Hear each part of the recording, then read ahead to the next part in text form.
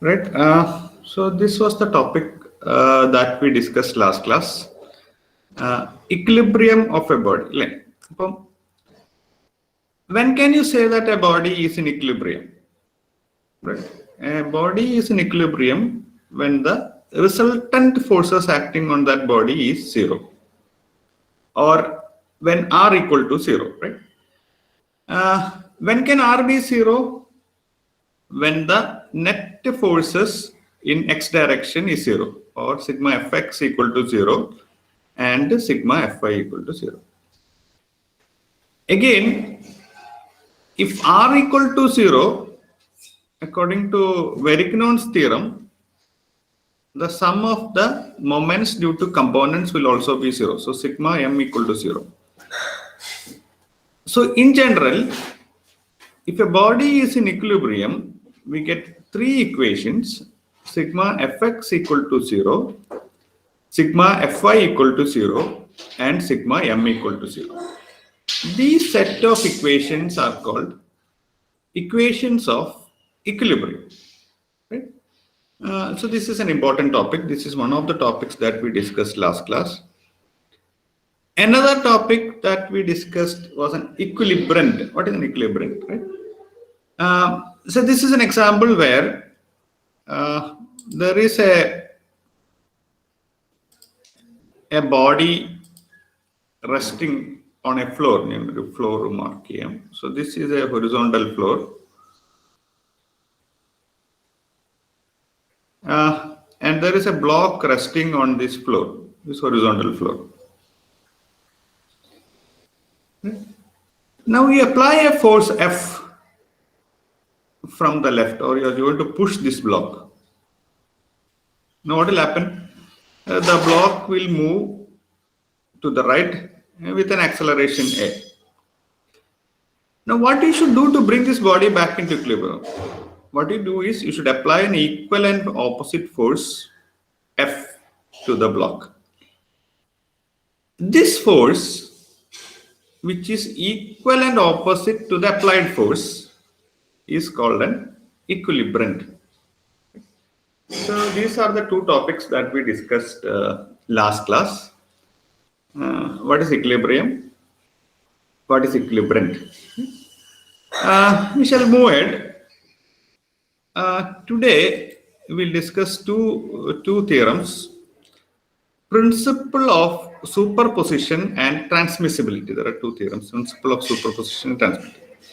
We'll start with the first, principle of superposition. I shall read that definition.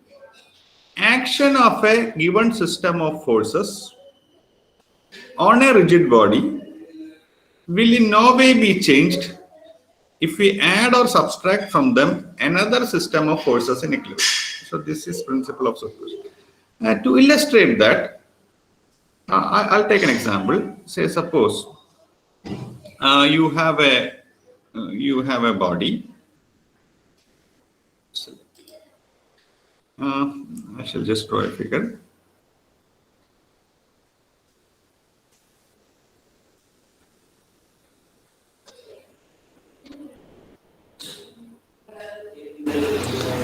A body like this. And suppose it got an axis of symmetry. Just draw a line.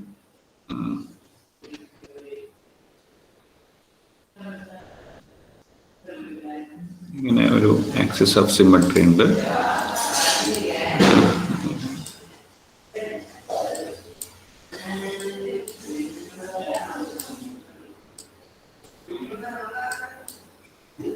A body like this.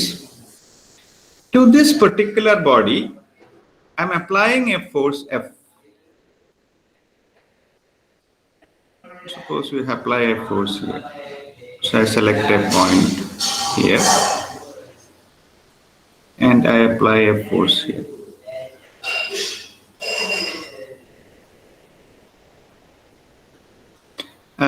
A force, say F.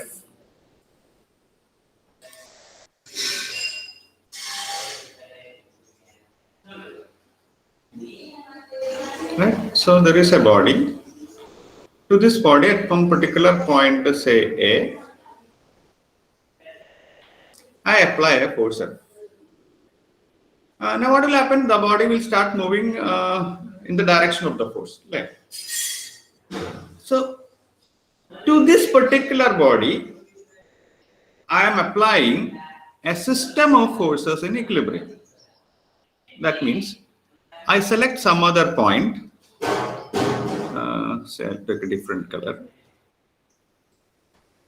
I take some other point here,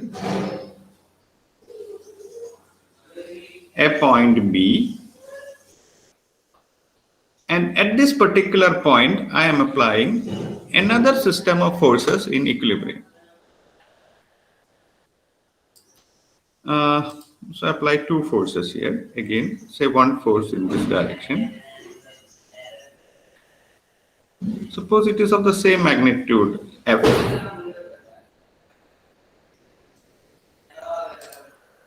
Same magnitude F. One force. And another force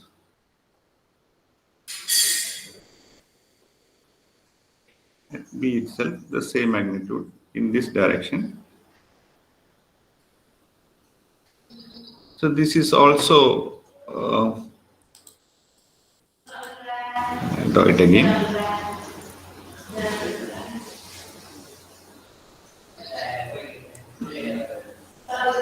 So another force here.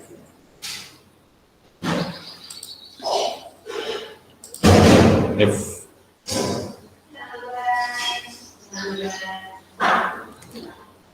So what I have done? There was a body which is acted upon by a force F. To that particular body, I have applied a system of forces in equilibrium. So suppose I select it and copy paste here.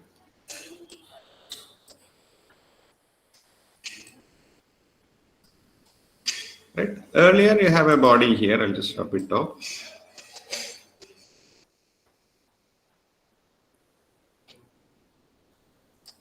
Earlier this was the condition.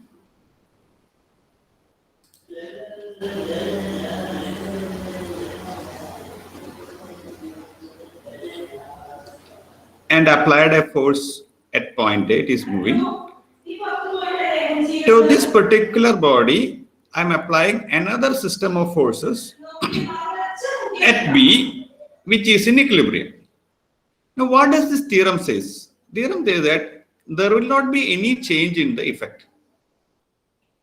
The condition of this body and this body will also be same. So that is what is meant by principle of superposition. Clear, I hope. Okay, I'll just shift it to the left a bit. Is the idea clear? Now again, if you look at the theorem, it says that if we add or subtract from them another system of forces in equilibrium, like so, even you can subtract a force. You can either add a force, system of force, or we can subtract a system of forces in equilibrium. So what does it mean? Say if I select again this particular case.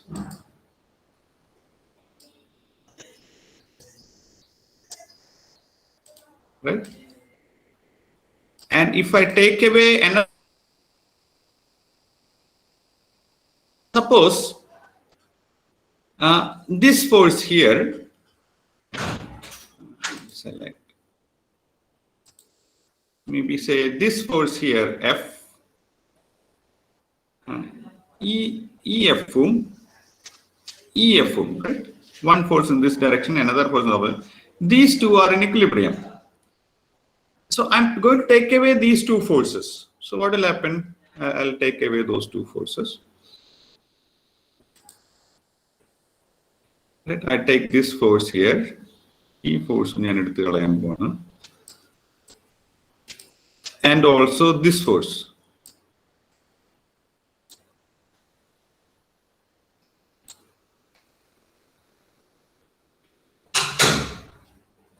again the system will be in equilibrium. Right? So that now what is the effect now? Now again this system is in equilibrium. So it is here now.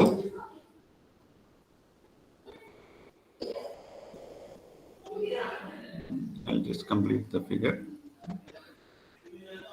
So earlier there was a body acted upon by a force F at A. To this system of forces, I've applied another system of forces in equilibrium. Now the theorem says that there will not be any change in the effect. Now to this system, I subtract another set of system forces in equilibrium, this force and this force. Now the point of application of the force has changed from A to B. Again it says that there will not be any change. So this theorem is called principle of superposition of forces. Yeah, പറഞ്ഞോളൂ. ഷഹീനെ accept ചെയ്യാൻ പറഞ്ഞു. Okay.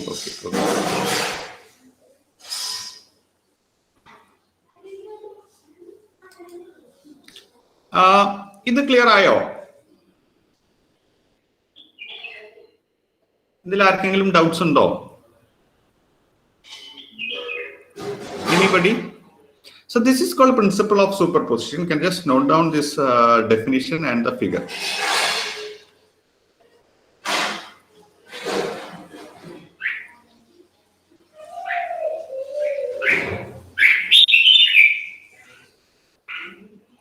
Right now, what is the net effect now? If you look at the figure 1, suppose this is figure 1.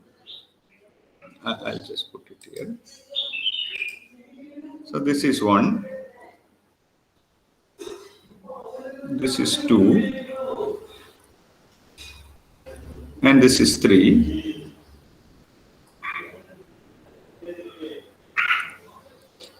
Now earlier the force were acting at A.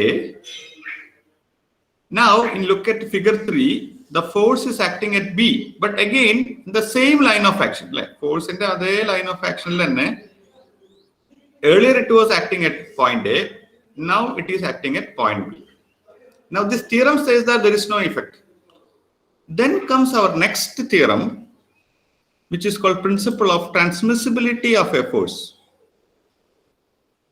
The point of application of a force may be transmitted along its line of action without changing the effect of the force on any rigid body to which it might be applied. That means you can transfer the point of application of the force from one point to another without any effect on the body, right? So I'll just copy the two figures. It could be fine. So this is principle of transmissibility of a force. Just select this.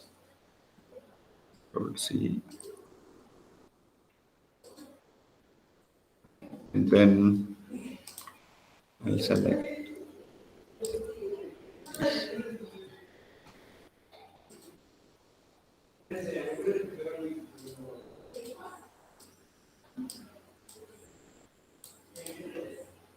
So this is principle of transmissibility of a force, right? അപ്പോൾ ഒരു ഫോഴ്സിനെ അതിന്റെ line of ആക്ഷനിൽ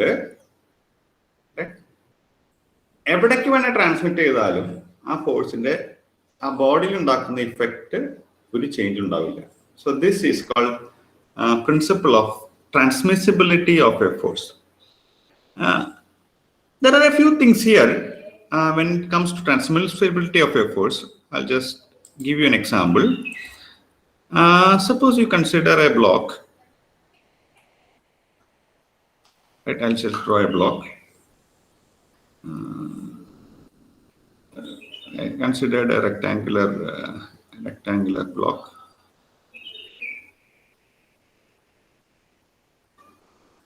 A rectangular block.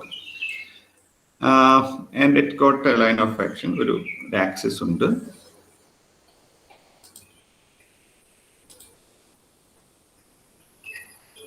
I got an action here. right? And then suppose this is its line of action.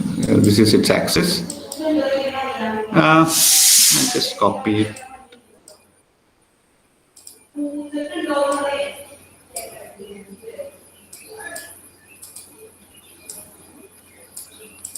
ഒരു block എൻ്റെ axis ഉണ്ട്. ഇതില് ഞാൻ I M applying A force. Suppose I M applying A force. ഒരു force ഇവിടെ ഇങ്ങനെ ഒരു force F. And another force here on the other end. Suppose this block is AB. AB എന്നുള്ളൊരു ബ്ലോക്ക് ആണെന്ന് വിചാരിക്കാം. എയിൽ ഒരു ഫോഴ്സ് അപ്ലൈ ചെയ്തു, ബിയിൽ ഒരു ഫോഴ്സ് അപ്ലൈ ചെയ്തു. The body is in equilibrium. Now this theorem says that you can transfer this force anywhere along its line of action. Like, suppose just for the academic interest, what I do is, this is the block A. Initially, this force was acting at A. I apply this force at B now. ഇതിനെ ഇവിടെ നിന്ന് ബിയിലേക്ക് transmit ചെയ്തു എന്ന് വിചാരിക്കാം. ഞാൻ ഇങ്ങനെ apply ചെയ്തു ഒരു force. Similarly, the force which were applied at B, I transmitted to A.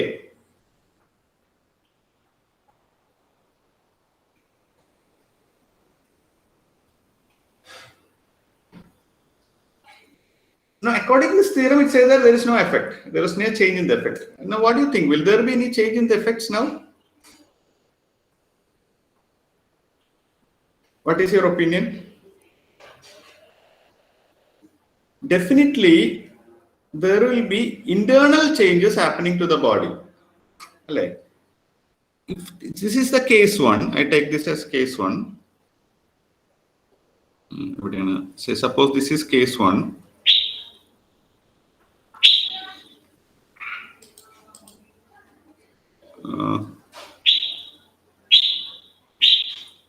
So this is case 1. In case 1, the body is experiencing compression. Internally, the body is experiencing compression. Now, if this is case 2, the other case, I'll put it as case 2. So this is case 2. Case 2. The body will now be experiencing tension. ഒരു കേസിൽ compression ആയിരുന്നു, അടുത്ത കേസിൽ tension ആയിപ്പോയി. So what does it infer? ഈ theory applies to the effects external to the body. ബോഡിയുടെ internally ഉണ്ടാവുന്ന എഫക്റ്റിനെ കുറിച്ചല്ല ഈ തിയറം പറയുന്നത്. ഈ തിയറം പറയുന്നത് അതിന്റെ എക്സ്റ്റേണൽ ഇഫക്ട്സിനെ കുറിച്ച് മാത്രമാണ്. ഇപ്പൊ ഈ ഫോഴ്സ് F എയിൽ അപ്ലൈ ചെയ്താലും ബിയിൽ അപ്ലൈ ചെയ്താലും ബോഡിക്ക് പുറത്തുണ്ടാകുന്ന എഫക്ട് സെയിം ആയിരിക്കും. പക്ഷെ ബോഡിയുടെ ഇന്റേർണലി ഉണ്ടാക്കുന്ന എഫക്റ്റിൽ ചേഞ്ച് ഉണ്ടാവും. Clear? So that is a point that you should note. The principle of transmissibility of a force, it's talking about the effect of the forces which is external to the body. അപ്പോൾ ഇതൊരു രണ്ട് important theorem ആണ്. Principle of superposition and principle of transmissibility of A force. എക്സാമിന് ഇത് short answer question ആയിട്ട് ചോദിക്കാറുണ്ട്. So you need to explain it with the help of a figure. You need not explain this. This is for your general information to emphasize the point that this theorem is talking about effects external to the body. Internal effect alla, cortical effect na patti maathramana nammal parayunnathu. So this is the two theorems which comes on the basis of equilibrium. ഇനി നമുക്ക് discuss ചെയ്യാനുള്ള ഒരു point is called constrained action and reaction. എന്താണ് ഒരു constraint എന്ന് പറഞ്ഞാൽ, എന്താണ് ഒരു ആക്ഷൻ, എന്താണ് ഒരു reaction? Clear? Now, say I've got a body here. So this, what I try to represent is a sphere of say weight W. Right? So we got a sphere. Just note down.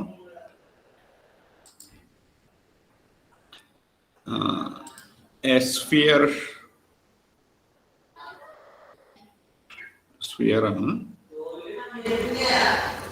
of weight say W, capital W, in a sphere. Now what about the sphere? If you leave it in the space, it will not stay there. Like it will fall down due to the action of gravity. It will fall vertically, fall down vertically. Now what I do is I insert a horizontal surface here. Right? ഞാനൊരു horizontal surface introduce ചെയ്യാണ് ഇവിടെ. ഇങ്ങനെ I introduce a horizontal surface here.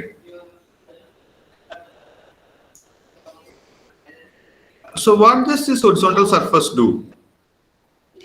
It restricts or constrains the free fall of the sphere. Like the sphere in the direction in the vertical direction, and the fall in the vertical direction, like movement in the vertical direction, either restricted.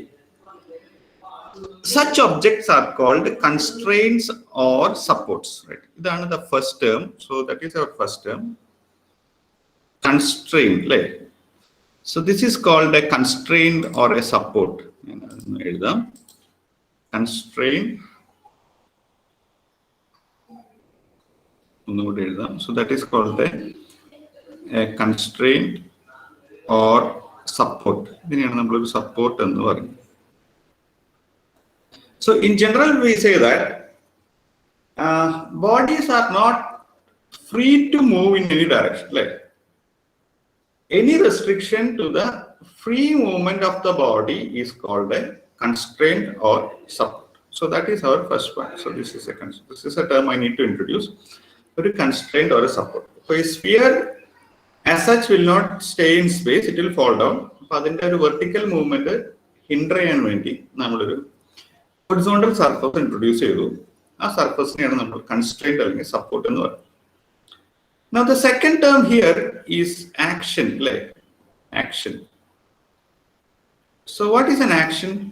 In case, if you consider the center of gravity of the sphere, suppose it is here G, its weight is acting vertically downward like in a radial. It's a straight line.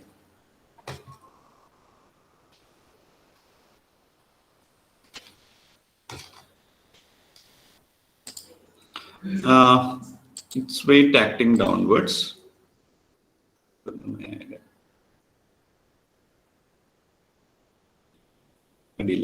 A weight W. So this weight W is a force, like that is called action. This weight action. So that is our second term, action. In our case,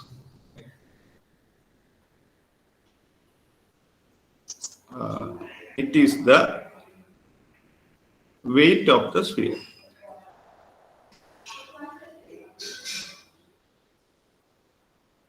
Or the force which makes it move is called action. The moment we introduce a constraint or a support, what is that supports do? No? Support will offer an equal and opposite reaction to this weight W. Line of action. If I consider a line of action of this weight W, line of weighting in a active.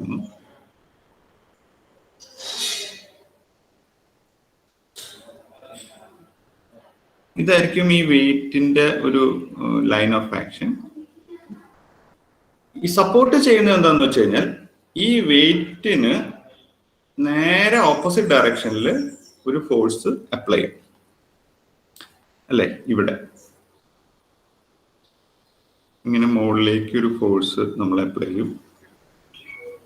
A force ഞാൻ call it R. I'll put it as R. So this is R. So this is called a reaction. So I'll put it 3.